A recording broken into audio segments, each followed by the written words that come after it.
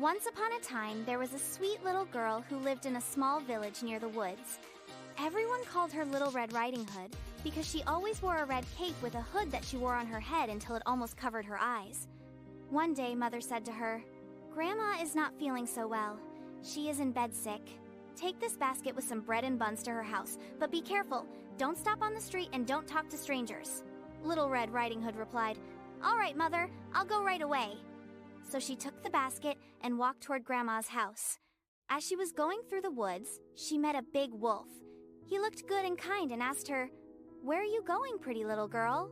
Little Red Riding Hood, without thinking, replied, "I'm going to Grandma's to bring her this basket.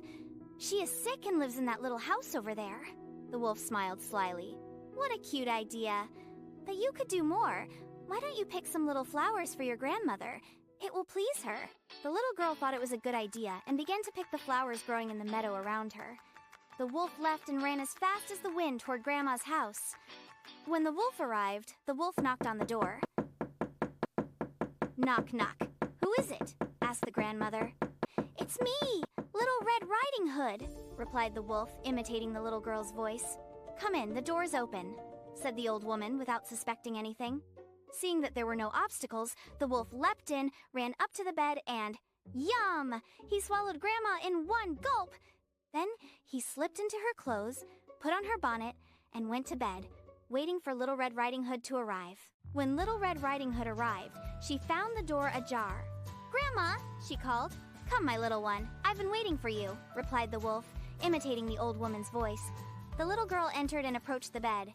It was dark inside because the windows were closed, but even with little light, Grandma looked different to her than usual. She took a good look at her and said, "Grandma, what big eyes you have." "To look at you better, dear," replied the wolf. "Grandma, what big ears you have." "To hear you better." "What big teeth you have." "To eat you better." With a leap, the wolf tried to grab Little Red Riding Hood in order to slough her off like her grandmother. But just then, a hunter passed by, who heard the commotion and ran to the little girl's aid. He entered the house and struck the wolf. Then he opened the beast's mouth wide and pulled out Grandma, who was still alive in the beast's belly. "Grandma!" exclaimed the little girl. "My little girl," replied the grandmother.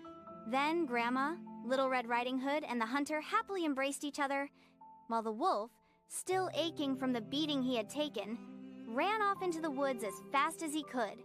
From that day on, the wolf was never seen again, and Little Red Riding Hood learned not to talk to strangers or be distracted on her way to her grandmother's.